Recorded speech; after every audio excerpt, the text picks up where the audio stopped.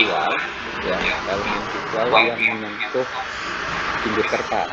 Jadi kalau misalnya tidak ada satupun elemen visual yang menyentuh pinggir kertas, sehingga kita tidak memerlukan bleed.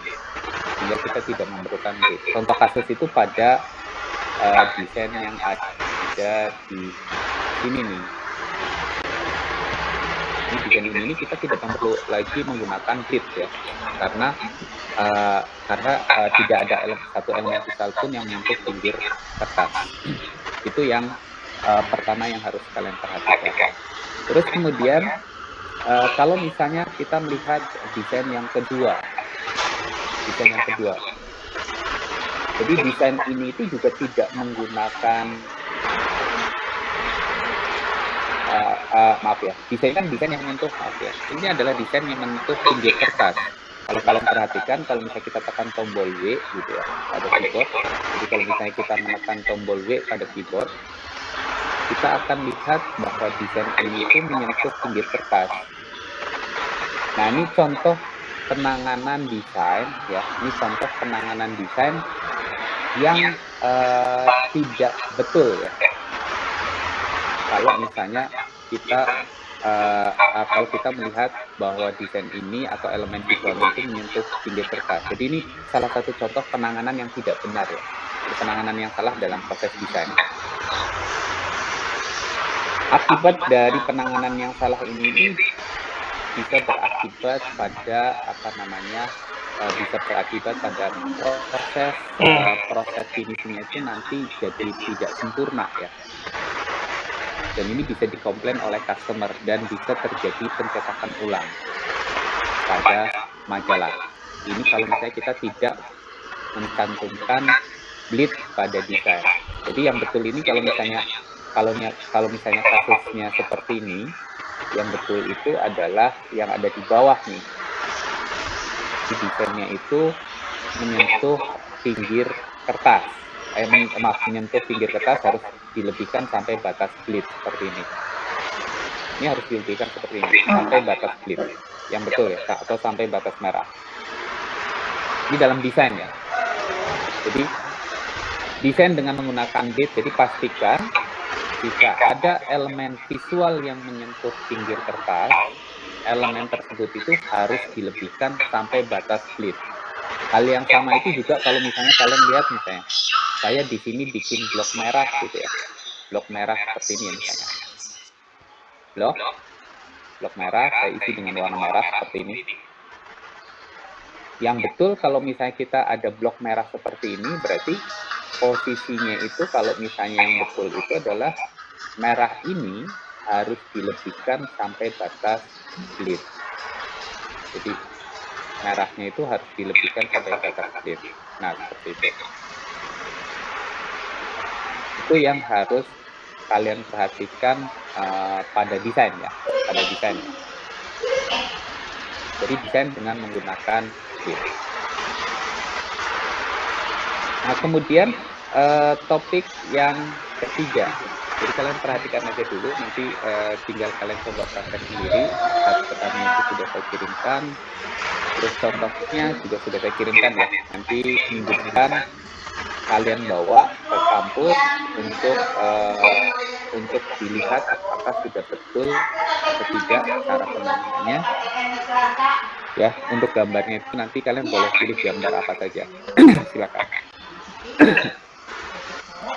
Nah, kita masuk ke tahapan berikutnya itu adalah tahapan membuat desain dengan memanfaatkan frame gambar untuk memperluas background.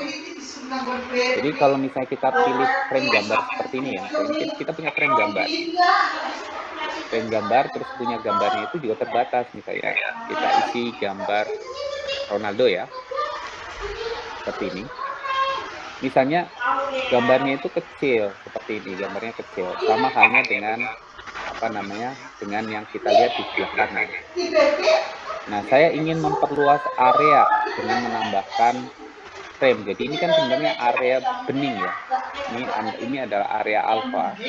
yang bisa kita isi warna dengan warna tertentu. Misalnya saya pilih warna cyan, saya pilih warna magenta, saya pilih warna yellow, saya pilih warna red, saya pilih warna green gitu. Jadi ini bisa kita ganti-ganti warnanya sebenarnya.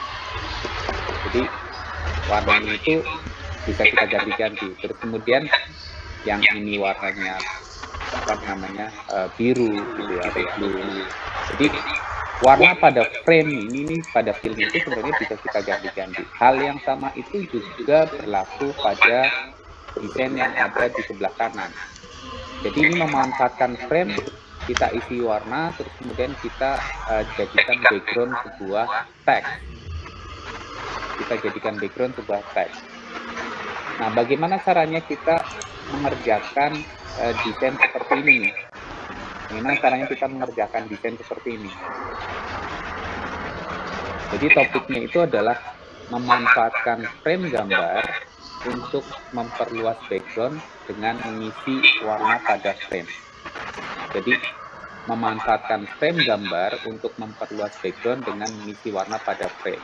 Nah, caranya itu sebagai berikut. Misalnya, ini saya hapus, terus kemudian saya duplikat nih desain ini, saya duplikat.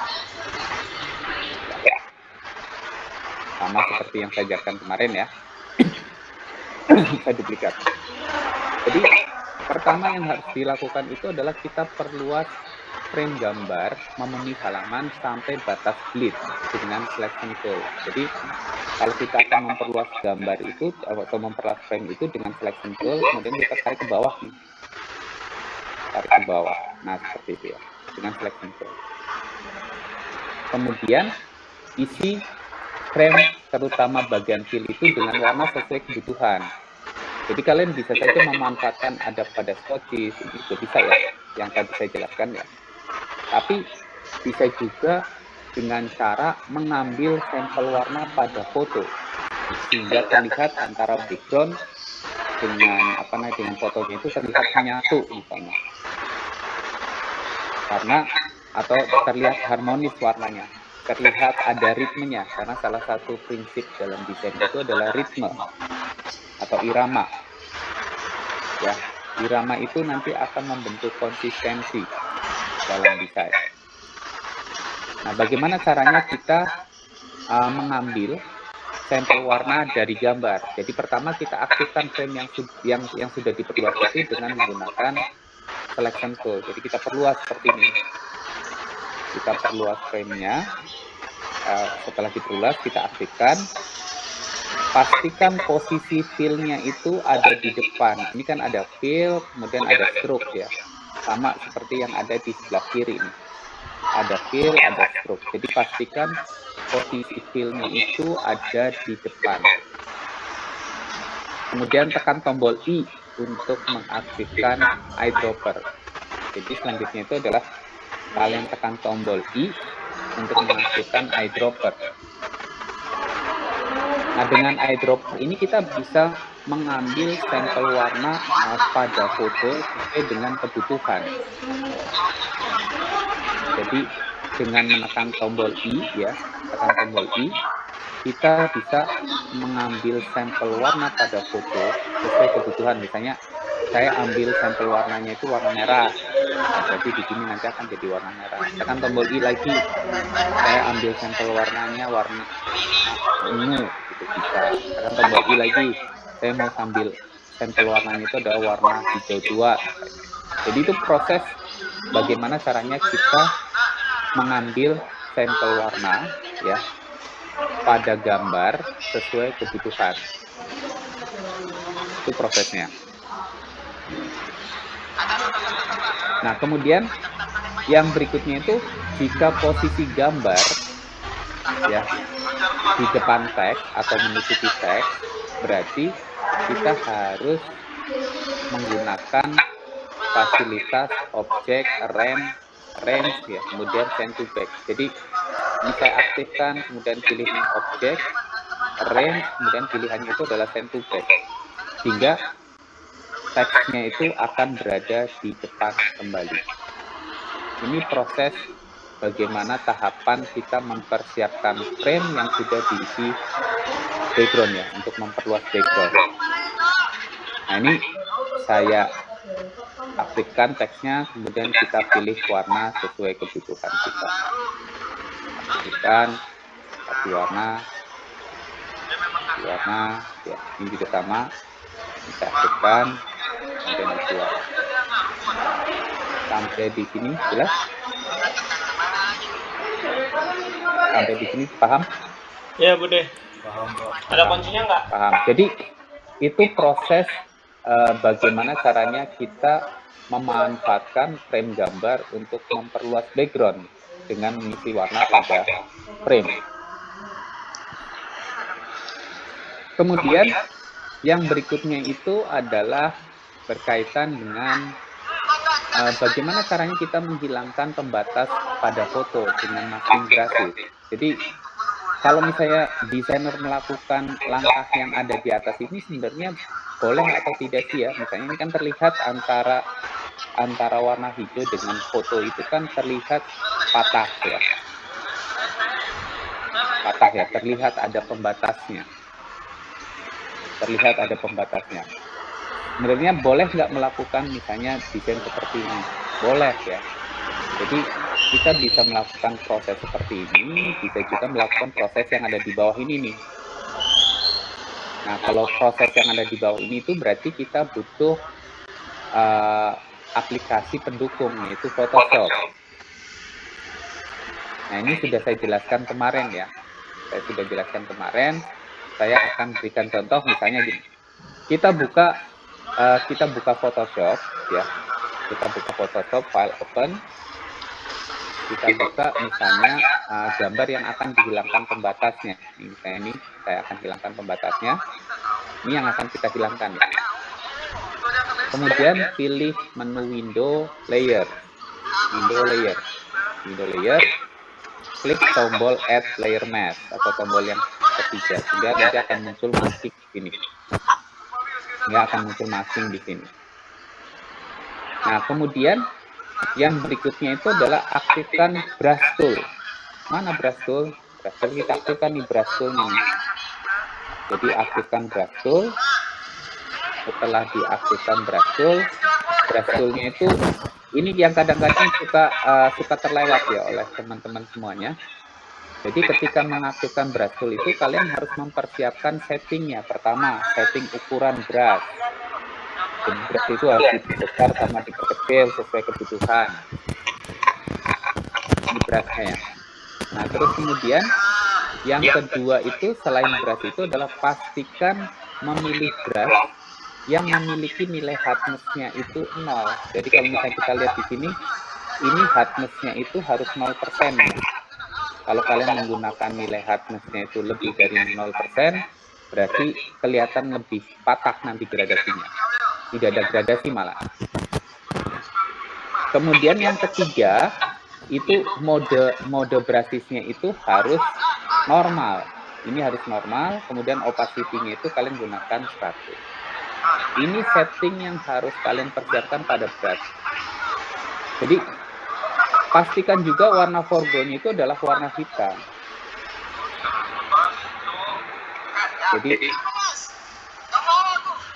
Jadi pastikan warna foreground-nya itu adalah warna hitam juga. Nih. Kemudian jadi kenapa warna hitam? Warna hitam itu adalah pada masking itu dipergunakan untuk menyembunyikan area. Jadi kita brush nih pada bagian pembatas. Jadi brush pada bagian pembatasnya. Seperti ini di brush. Nah, gitu. Nah, setelah di brush, ya, kemudian kalian simpan dalam file formatnya itu adalah format Photoshop. Jadi simpan dalam format Photoshop. Kenapa disimpan dalam format Photoshop? Karena format ini mampu menyimpan layer dan masking. Dan Adobe InDesign itu kompatibel dengan format Photoshop. Ini kita simpan nih, file save. Jadi kita simpan formatnya itu format PSD, save, kemudian saya replace. Oke. Nah, bagaimana dengan di Adobe InDesign? Di Adobe InDesign tinggal kalian place ulang lagi aja. Jadi kalau misalnya di Adobe InDesign cara memasukkan gambarnya kan, ini saya hapus nih. Ini frame gambar warnanya misalnya. Video nggak bisa. Di warna ya. Kemudian kalian pilih menu file, place. Kita ambil masking brush, open. Nah, jadi secara otomatis kalau kalian lihat ini, seolah-olah itu antara gambar dengan frame gambar itu tidak ada pembatas karena ada fading gradasi seperti ini. Paham sampai di sini? Paham? Paham ya? Nah, hal yang sama itu juga berlaku pada gradien ya. Jadi masking untuk menghilangkan pembatas pada gradien. Ini caranya sama ya. Caranya sama. Jadi langkahnya itu kalian bisa cek nanti di catatan yang saya kirimkan. Nah, ini sama nih. File open, kemudian kita tambahkan masking, aktifkan gradien ya. Jadi prosesnya aktifkan gradien ya. Kan sama ya. Nah, kemudian aktifkan opsi foreground to transparent. Jadi ini ada pilihan nih, ada foreground to background, ada foreground to transparent. Biasanya yang digunakan itu adalah foreground to transparent. Nah, terus kemudian pilih modenya itu normal, opacity 100 ya. Mode normal opacity 100 gitu ya. Seperti ini, pastikan warna foreground hitam. Sama kan ya seperti tadi brush. Jadi kemudian kita tarik nih. Tarik gradasinya itu dari pembatas ke arah gambar. Nah gitu. Jadi tarik gradasi dari pembatas ke arah gambar. Nah, simpan dalam format Photoshop. Ini simpan dalam format Photoshop. As, masking gradient, kita simpan dalam format Photoshop. Nah, nanti untuk masking, nanti ada sesi tersendiri lagi ya, supaya lebih paham. Nah, di Adobe InDesign caranya sama. Di sini.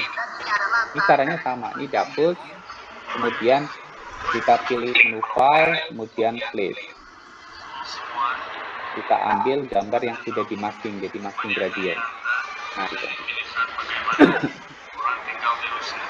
Itu adalah proses masking yang bisa kalian lakukan ya. Jadi ini proses masking yang bisa kalian lakukan untuk menghilangkan pembatas pada foto. Jadi ini sudah berubah ya, sudah berubah antara bagian yang ada di atas. Jadi ini juga tidak salah ya, dalam proses desain kalian melakukan seperti ini juga tidak salah. Tapi ada juga yang lebih senang antara foto dengan backgroundnya itu terlihat smooth karena ada fading gradasi dengan teknik ini. Ada fading gradasi. Oke. Kemudian kita masuk ke materi berikutnya, itu adalah tinggal sedikit berkaitan dengan elemen teks. Jadi dalam proses membuat desain majalah itu tidak sepenuhnya itu tugas visual itu diserahkan pada desainer ya. Jadi apa yang dilakukan oleh penulis, apa yang dilakukan oleh reporter, apa yang dilakukan oleh jurnalis itu bisa mempengaruhi tampilan. Bisa mempengaruhi tampilan. Kenapa bisa mempengaruhi tampilan? Jadi kalau misalnya kalian menulis sebuah artikel, terus kemudian kalian menulisnya dengan cara seperti ini, ya, tidak ada data fakta misalnya ya, ini akan membuat tampilannya itu jadi tidak menarik. Ini contoh kasusnya ya. Kalau kalian lihat itu, karena dia tidak ada data fakta, itu jadi tampilan visualnya itu jadi tidak menarik. Terlihat bahwa teksnya itu terlihat smooth ya. Teksnya itu tidak terlihat smooth ya. Jadi pembaca itu akan enggan untuk membacanya karena tidak menarik ya, isinya teks semuanya. Nah, bagaimana tugas seorang penulis atau jurnalis? Ya, jadi pada saat membuat artikel itu harus disertai dengan data fakta, salah satunya ya. data fakta. Data fakta itu berupa apa sih? Jadi data fakta itu bisa juga berupa informasi penunjang teks utama ya. Jadi informasi penunjang teks utama. Jadi misalnya ceritanya kalau misalnya kita bicara masalah Ronaldo terkait dia di timnas Portugal misalnya, mungkin ada cerita lain yang apa namanya, yang diberi judul kecil, terus kemudian dikasih cerita lain ketika Ronaldo di klub ya, bukan di timnas ya. Sehingga desainer akan melakukan hal seperti ini. Ini contoh satu artikel itu ada 2 cerita tentang Ronaldo di timnas, kemudian cerita tentang Ronaldo di klub. Jadi ini salah satu contoh yang membuat tampilan sebuah media atau tampilan sebuah majalah itu jadi berubah.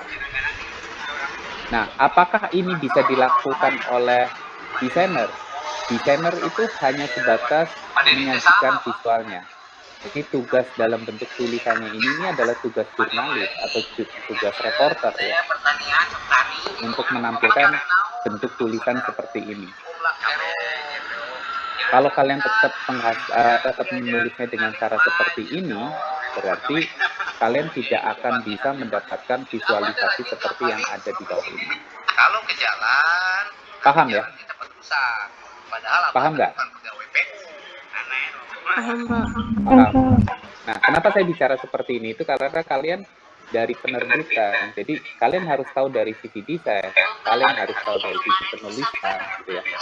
Apa yang kalian tulis itu mempengaruhi dari sisi tampilan visual. Itu yang pertama. Jadi berkaitan dengan data fakta, dengan judul dan keterangan. Kemudian yang kedua itu adalah data fakta dengan angka. Jadi kalau misalnya dalam desain itu ada istilah namanya di prinsip tipografi itu ada istilah namanya using number ya. Jadi ada istilah namanya using number. Jadi bagaimana sebuah angka itu juga bisa mempercantik tampilan. Nah, apa saja data fakta yang berkaitan dengan artikel ini, gitu, yang bisa bisa mempercantik tampilan. Misalnya, kalau bicara masalah Ronaldo, berarti kaitannya sama berapa banyak gol yang dia sudah bekukan, misalnya, atau bakukan, gitu ya. Itu berapa banyak golnya. Terus kemudian yang kedua, misalnya berapa banyak gol di klub, berapa banyak gol di timnas, gitu ya. Atau misalnya berapa tinggi Ronaldo, gitu ya. Cerita tentang tinggi badan Ronaldo, gitu kan. Bisa ya, kalau kalian sebagai jurnalis. Gitu. Itu yang bisa membuat tampilan menjadi menarik. Contohnya itu misalnya di bawah ini. Ya, jadi dengan mencantumkan angka, secara visual juga tampilannya akan berubah. Ini dalam bentuk angka ya. Ini tampilan dalam bentuk angka. Makanya kemarin saya minta kalian untuk untuk follow 10 jari.only itu kebanyakan itu di situ kebanyakan itu adalah data fakta ya, selain tulisan. Nah ini contoh angka yang bisa membuat tampilan sebuah media itu, sebuah tulisan itu dalam majalah atau dalam media itu jadi berubah. Jadi berubah ya. Ini salah satu contohnya. Nah kemudian yang berikutnya itu adalah berkaitan dengan infografik. Kalian sudah pernah belajar infografik. Infografik itu apa gitu, itu kalian sudah belajar. Masih apa? Sudah? Masih belajar atau sudah belajar infografik? Sedang belajar, Pak, di semester ini. Hah? Sedang belajar di semester ini, Pak. Sedang belajar di semester ini. Jadi infografik itu adalah menyajikan informasi dalam bentuk visual. Dan itu tugasnya jurnalis, tugasnya penulis, tugasnya reporter untuk bisa membayangkan bahwa informasi yang akan kita sajikan itu bisa dijadikan infografik. Ada infografik yang tipenya spasial, ada infografik yang tipenya kronologikal, ada infografik yang sifatnya statistikal, gitu ya. Nanti akan kita bahas di pertemuan-pertemuan berikutnya supaya tampilan media yang kalian buat itu jadi lebih menarik. Misalnya. kita ngomongin masalah Ronaldo misalnya, Ronaldo. Selain ada data fakta, ada juga dalam bentuk namanya infografik misalnya. Infografik berkaitan dengan misalnya head to head antara Ronaldo dengan Messi, karena selama ini kan Ronaldo dan Messi itu selalu dibanding-bandingkan misalnya. Jadi bisa dijadikan ini apa namanya, data fakta perbandingan seperti ini. Nah, ini pengerjaannya itu dengan menggunakan Photoshop dan Illustrator untuk membuat seperti ini. Jadi untuk membuat seperti ini itu bisa dikerjakan dengan menggunakan Photoshop dan Illustrator. Ini cara pengerjaannya gampang. Ini infografik ini akan membuat tampilan sebuah artikel menjadi lebih kaya. Dan ini tidak bisa diadakan oleh desainer atau tidak bisa dibuat oleh desainer kalau tulisan kalian masih seperti ini. Paham ya? Paham nggak maksud saya? Paham, Pak. Aha, gitu. Jadi seorang penulis itu harus berpikiran visual juga. Nanti tulisan saya itu kalau disajikan dalam 2 halaman itu jadinya kayak apa ya? Nah, supaya menarik itu saya harus mengisi apa saja ya? Harus, karena yang pertama kali dilihat dari sebuah tulisan itu adalah tampilannya dulu. Kalau tampilannya sudah tidak menarik, ya akan ditinggalkan gitu saja. Sebagus apapun tulisan kalian, kalau kalian disajikan itu dalam bentuk tulisan ketik dengan menggunakan Word, orang akan tidak membaca, apalagi orang awam. Kecuali orang tersebut itu memang butuh sekali informasi kalian, baru dia baca. Paham sampai di sini? Paham? Jadi hal yang tadinya bentuknya seperti ini nih, jadi hal yang tadinya bentuknya seperti ini tampilannya, ternyata itu bisa dikembangkan jadi seperti ini.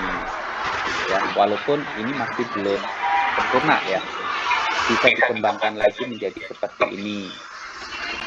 Oh, sudah ada sentuhan dari sisi penanganan gambar. Ini juga sama, udah ada sentuhan dari sisi penanganan gambar. Nah, oh sudah ada data fakta, oh sudah ada using number, oh sudah ada infografik. Ini yang membuat tampilan sebuah majalah itu jadi berubah. Sampai di sini ada yang mau ditanyakan tidak? Sampai di sini ada yang mau ditanyakan tidak? Nah, kemudian untuk minggu depan kita akan belajarnya itu campur-campur ya. Nah, artinya campur-campur, saya akan menjelaskan kalian bagaimana caranya membuat desain surat kabar ya. Jadi kenapa saya ambil sampelnya itu bola ya misalnya ya. Karena kalau misalnya dibandingkan media lain gitu ya, misalnya Kompas gitu misalnya, penanganan desainnya itu lebih ribet kalau bola itu.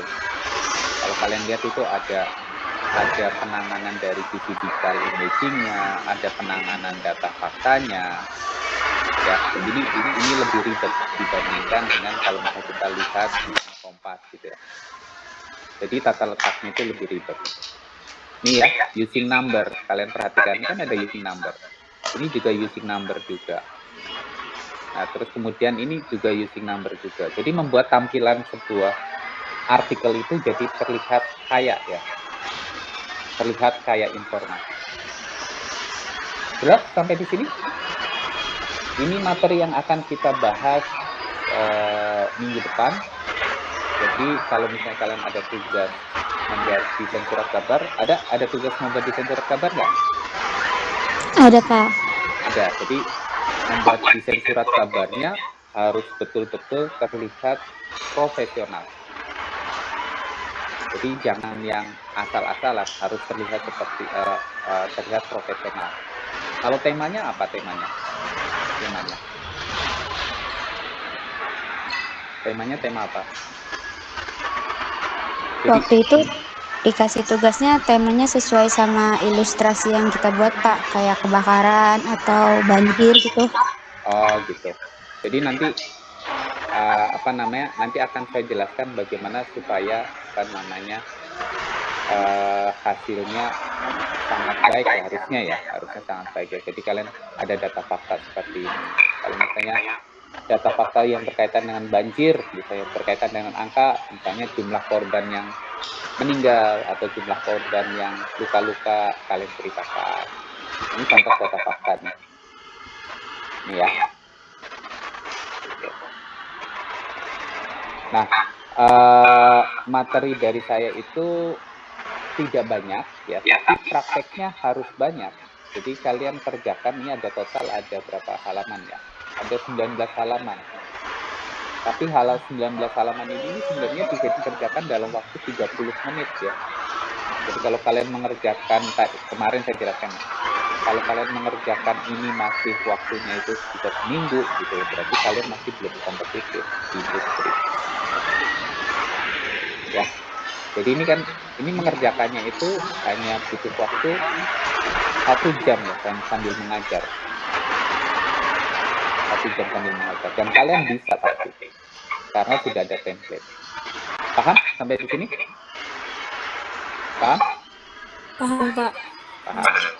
Nah, nanti tolong dikerjakan materi yang saya kirimkan ke kalian, dilatih yang baik, supaya nanti di pertemuan berikutnya pas pada saat mengerjakan desain untuk surat kabar kalian tidak kegagalan. Ya, dilatih ya. Dilatih ya. Baik, Pak. Oke, terima kasih banyak untuk pertemuannya. Assalamualaikum warahmatullahi wabarakatuh. Waalaikumsalam warahmatullahi wabarakatuh. Terima kasih. Terima kasih banyak, Pak. Ya. Terima kasih, Pak.